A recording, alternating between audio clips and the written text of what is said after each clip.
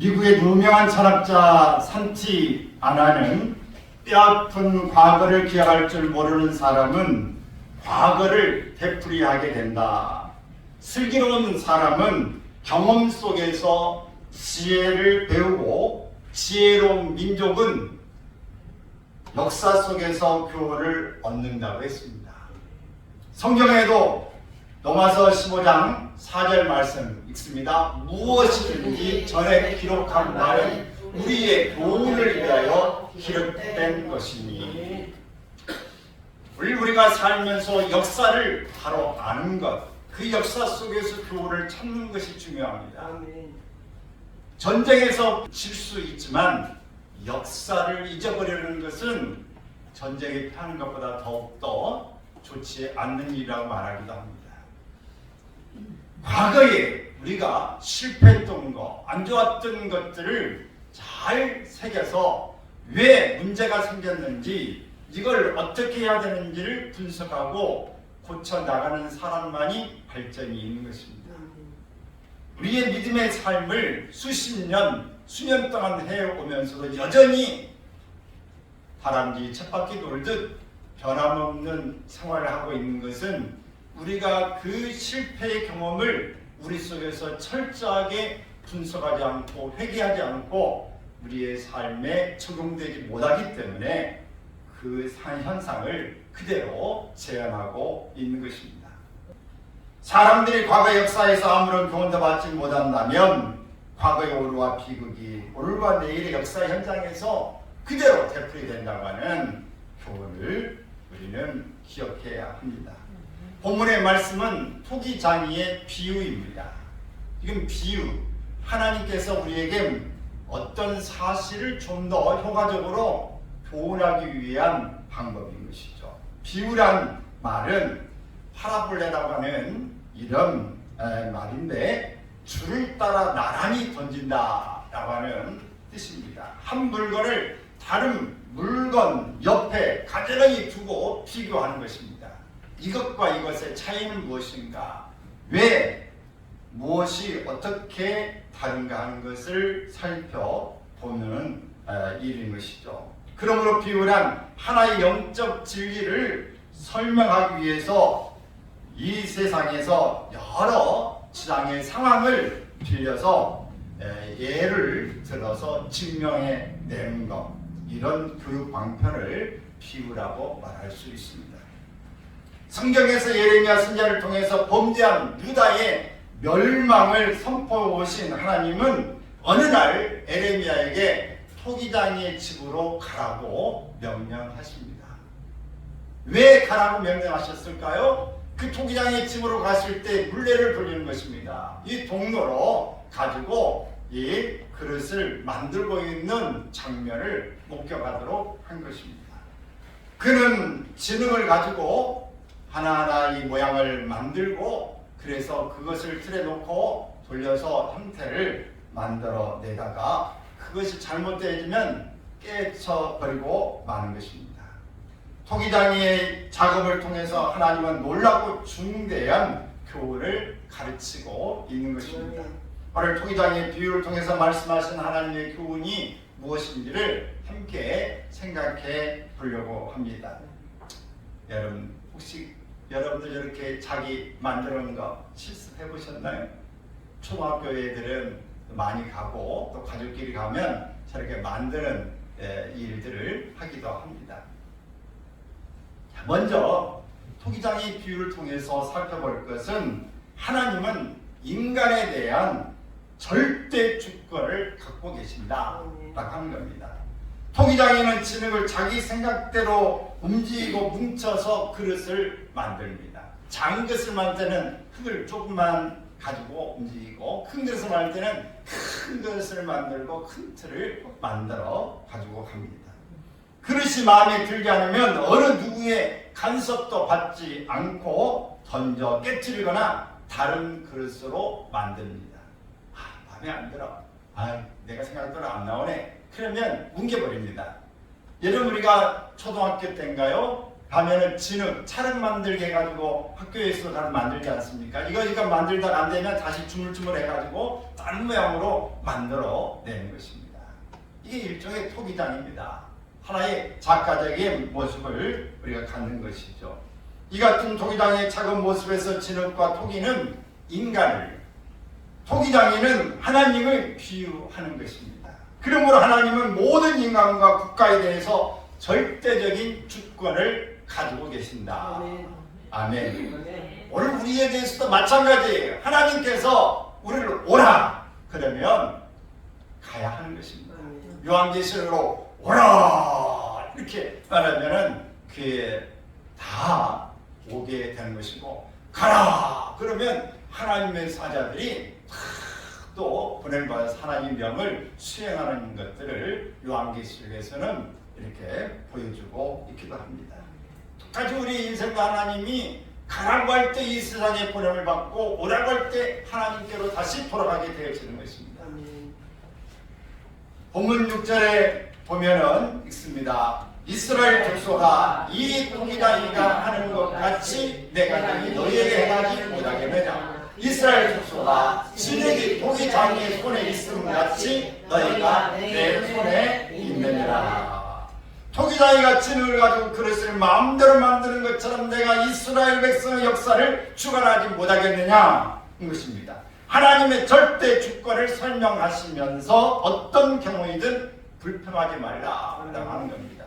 진흙이 토기장이가 주물딱 해서 큰 그릇 작은 그릇 만들고 마음에 안 든다고 딱 다시 합쳐져 가지고 다른 걸 만든다고 왜 날 그렇게 합니까? 라고 불평하면 안 된다는 겁니다. 진흙은 그런 권리가 없습니다. 토기장이의 손에 절대적인 주권이 있다 하는 것을 말씀합니다. 사도 바울도 로마서 9장 20절 21절에 보면은 이렇게 말합니다. 시작. 이 사람아, 내가 누구에게 감히 하나님께 반문하느냐? 지음을 받은 물건이 지은 자에게 어찌 나를 이같이 만들었느냐 말하겠느냐. 토기장이가 진흙 한 덩이로 하나는 귀 쓸 그릇을, 하나는 천이 쓸 그릇을 만들 권한이 없느냐. 천하게 또 귀하게 그릇을 만들 권한이 토기장에게 있다 하는 것입니다. 이것은 마치 예술작품이 예술가에게 왜 나를 이렇게 만들었냐고 말할 수 없는 것과 같은 것입니다. 토기장에는 그릇을 똑같이 만들지 않습니다. 각각 그 그릇을 뭔가 조금씩은 다 틀리게 만들고 싶어 하는 것이죠. 여러분도 어떤 걸 만들다 보면 똑같은 것을 물론 집단적으로 많이 주문해서 그걸 만들어 낼 수는 있지만, 그러나 내가 좀 이거 말고 좀 색다르게 다른 것들을 만들고 싶은 욕구가 있지 않습니까? 사람들도 옷을 내가 오늘 비싸게 주고 옷을 하나 사 입었어요. 근데 나와 똑같은 옷을 입으면 어때? 사람마다 생각이 다른데 나 똑같은 거 입었네? 상등이네? 뭐 이럴 수 있지만 창피하다. 원래 가지고 똑같은 거 비싸게 내가 오늘 마음 먹고 입고 왔는데 똑같은 옷 입었다. 나 다시 옷 안 입을래. 비싸게 사도 그런 사람들이 있더라고요. 여러분, 사람들이 어떤 일들을 다른 사람과 차별하고 싶은 마음이 있어요. 유행한 옷을 가지면 청소년 시기에는 나도 저 옷 가질래라고 그 유행에 따라 가기도 하지만, 조금 우리가 성숙하고 개성이 뚜렷한 사람은 남이 하는 거 별로 하고 싶지 않습니다. 나만의 어떤 브랜드, 나만이 가지고 있는 독특한 특성을 드러내고 싶어 하는 것이죠.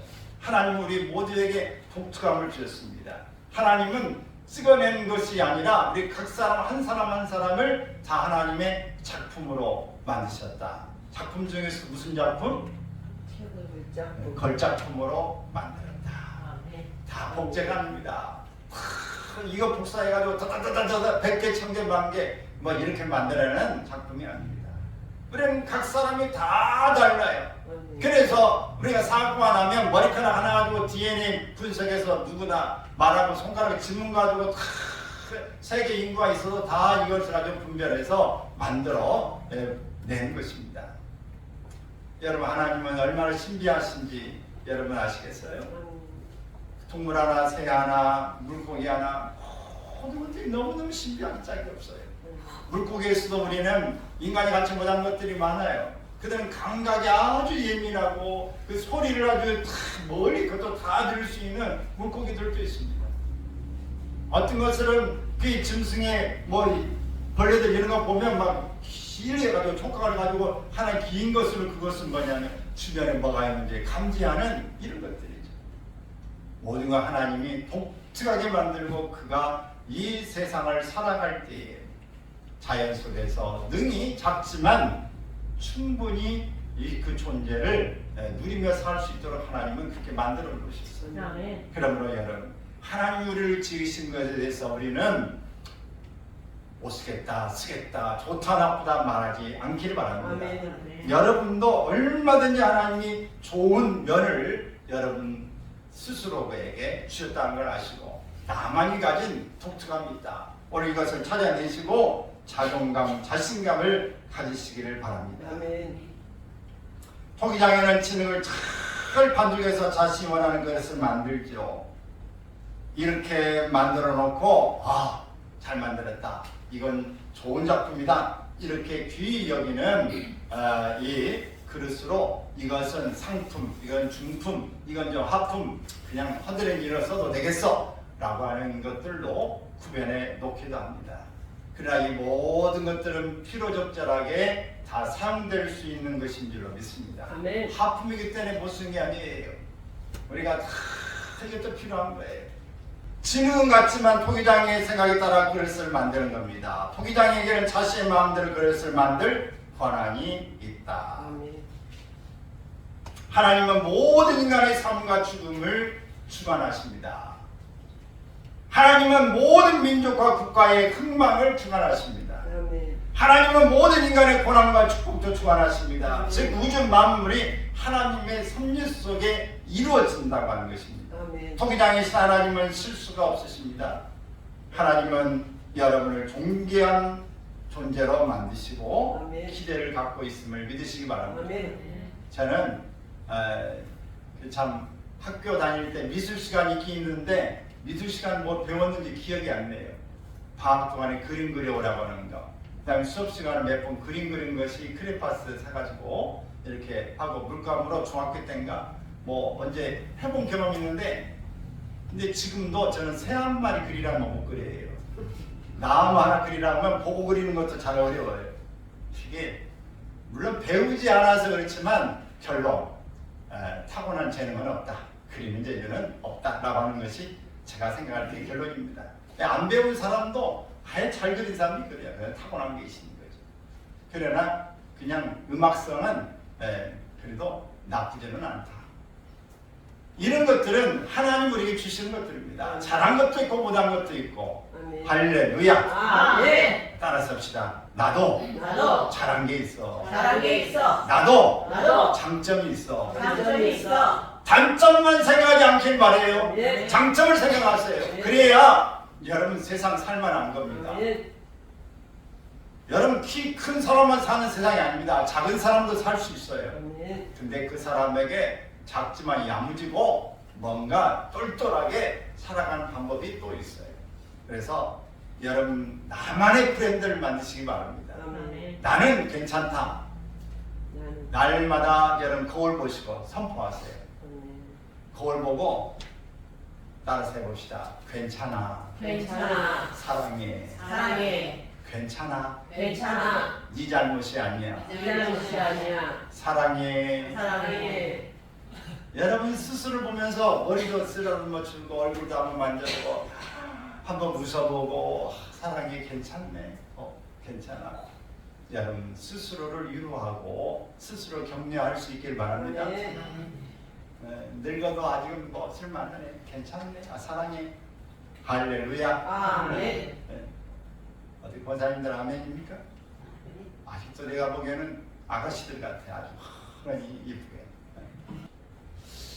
여러분 우리가 이 세상을 살면서 하나님의 작품이라고 하는 사실을 기억하시고 하나님은 모든 걸 주관하시는데 내가 삶을 포기할 필요가 없어요. 하나님이 포기하지 않는 한 나를 포기하지 않는다. 따라서 합시다. 하나님이 나를 포기하지 않으셨는데 내가 왜 나를 포기해? 내가 왜 나를 포기해? 나도 나를 포기하지 않는다. 나도 나를 포기하지 않는다. 아멘. 아멘. 하나님께서 나를 포기하지 않는 이상 나도 나를 포기하지 않기를 바랍니다. 아멘. 나는 누구의 작품이다? 하나님의 하나님의 작품인 거예요.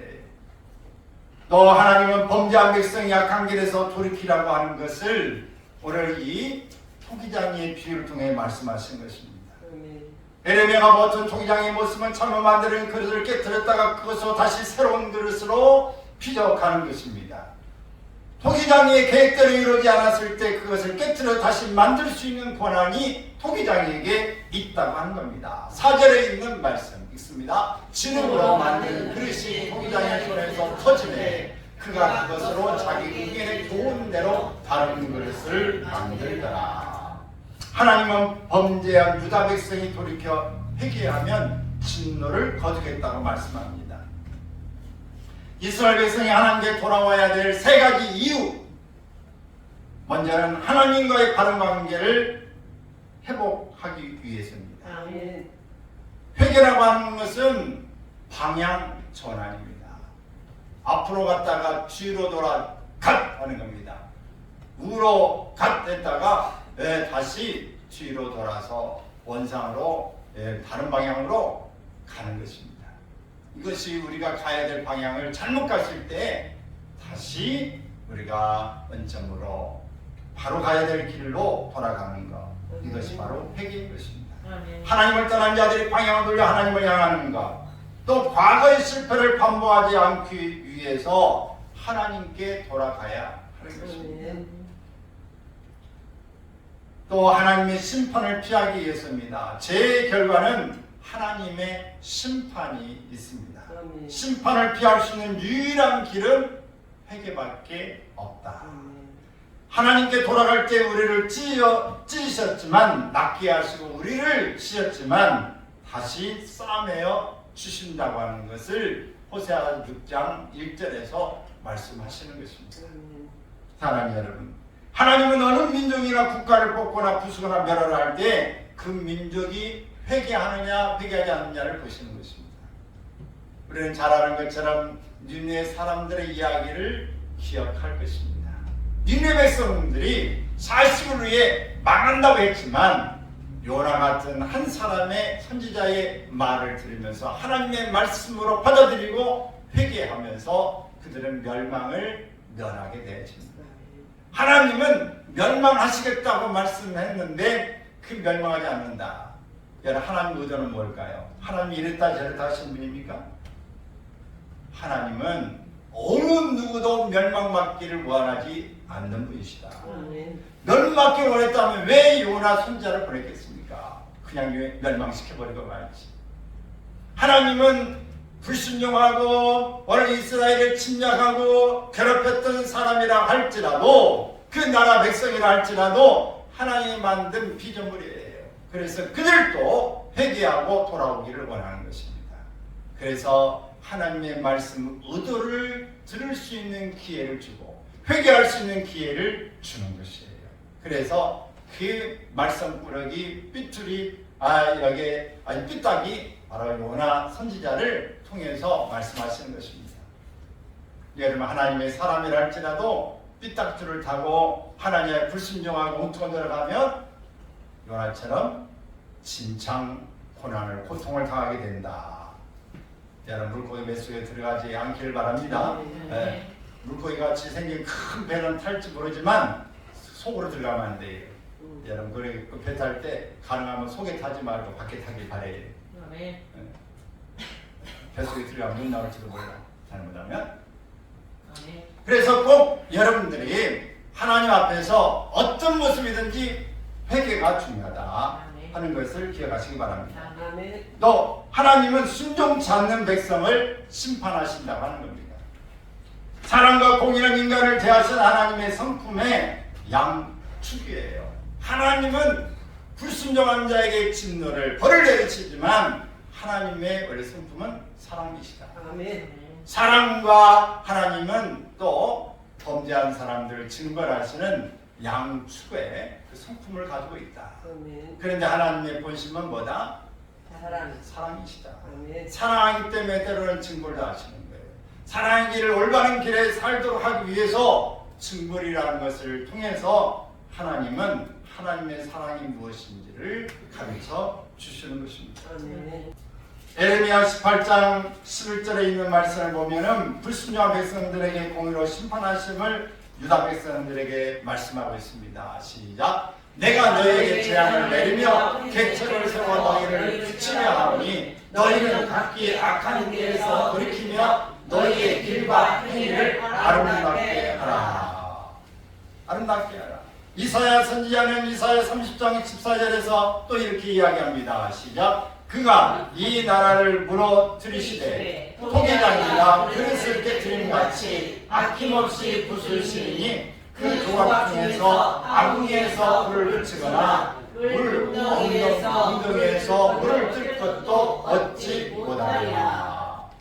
하나님은 유다를 심판하실 때 토기장이가 질그릇을 깨뜨리는 것처럼 할 것이라고 말씀했어요. 토기장이가 그릇을 깰 때 얼마나 철저하게 부수는지 그 조각으로 아궁이에서 불을 꺼낼 수도 없습니다.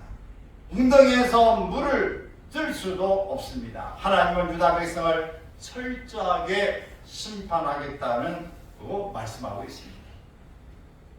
사극을 보니까 이 토기장이 그릇 큰 것들을 만드는 사람들이 그것을 이렇게 보여주는데 망치를 하나 갖다가 이 그릇이 마음에 안 들면 이렇게 쫙 보다가 뭐 마음에 안 들면 톡 깨가지고 이렇게 다 버리더라고요.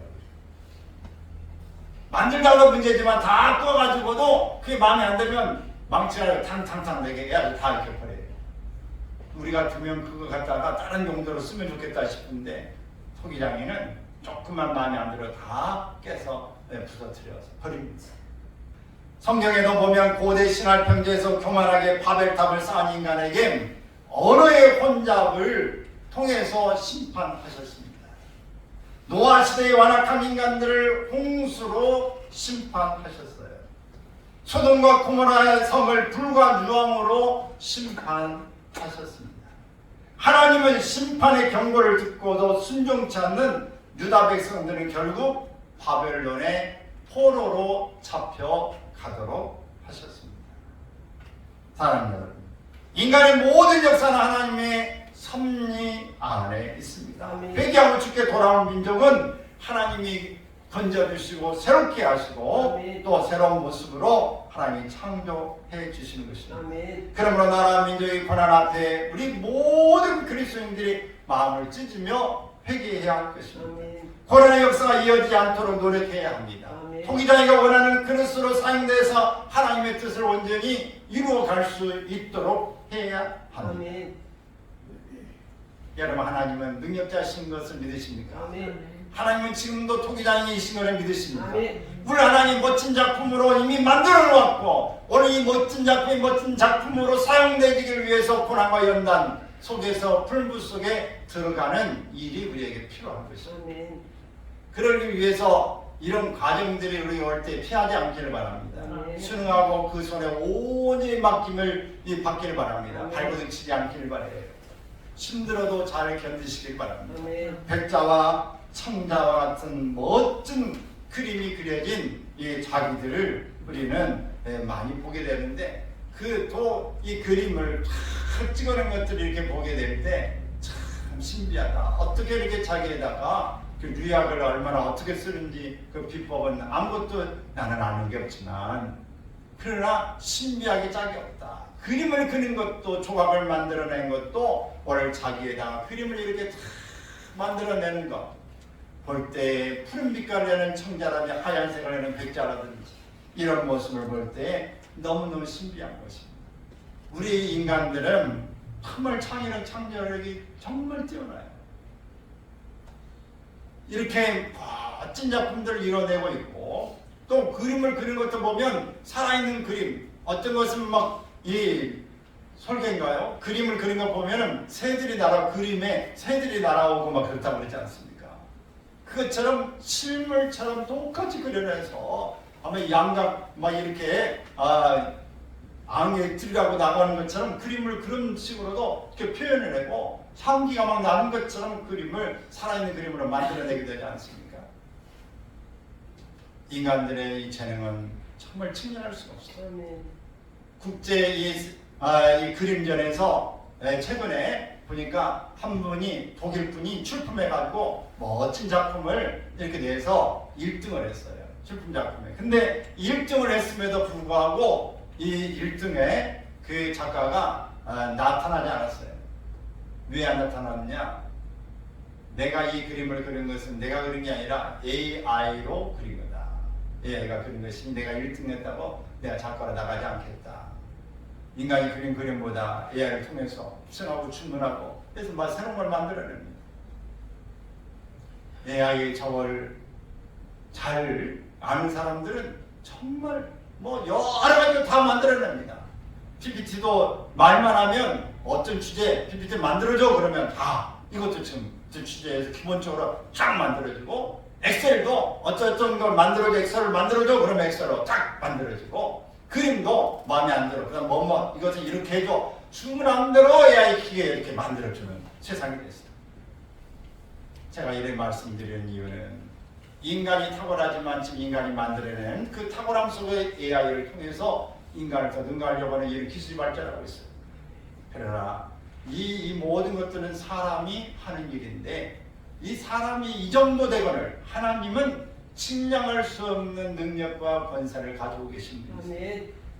인간이 조금만 부분을 가지고 개발시켜서 이런 걸 만들어야 했다 한다면 하나님의 권능의 능력은 권세는 얼마나 무한하겠어요. 그러니 하나님의 손에 우리가 붙잡혀야 합니다. 아멘. 교만하지 않기를 바랍니다. 아멘. 나는 하나님의 사람이라고 하는 것을 기억하시길 바랍니다. 창조주 우리 주신 아버지 앞에 우리가 겸손하게 순종하는 삶이 되길 바랍니다. 짓거리만한 나의 자존심과 권리와 핑계를 우리가 통해서 교만으로 나아가지 않기를 바라고 하나님이 나를 부르신 소명감과 내게 주시는 사명감을 통해서 하나님 앞에 늘 기억하면서 한 걸음 한 걸음 나아가길 바랍니다. 회개는 새로운 출발의 시작인 것입니다. 우리가 하나님 앞에 이 새로운 모습으로 나아가기를 위해서는 회개가 필요하다. 하나님 나는 약하고 부족합니다. 하나님 내가 이렇게 해야 하는 것 정말 잘못했습니다. 하나님 용서해 주십시오라고 나아가는 일이 필요한 것입니다. 한 가지 이야기를 마칩니다. 원래 성경에서 보면 믿음의 조상 아브라함의 이야기가 나옵니다. 그 안에는 사례입니다. 하나님께 그들에게 하늘의 별처럼 이 바다의 모래처럼 오늘 티끌처럼 많게 하시겠다고 자손을 말씀했지만 그들이 90세가 다 돼가는 때까지도 자식이 없었습니다. 이미 사라에게는 임신할 수 없는 조짐이 그에게 나타났음을 알고 있습니다. 그렇기 때문에 더 초조해 줄 수밖에 없는 것이죠. 그래서 자신의 소임을 다하기 위해서 이 몸종인 하가를 통해서 자녀를 낳고 그의 양자로 드릴 계획을 가지고 있습니다.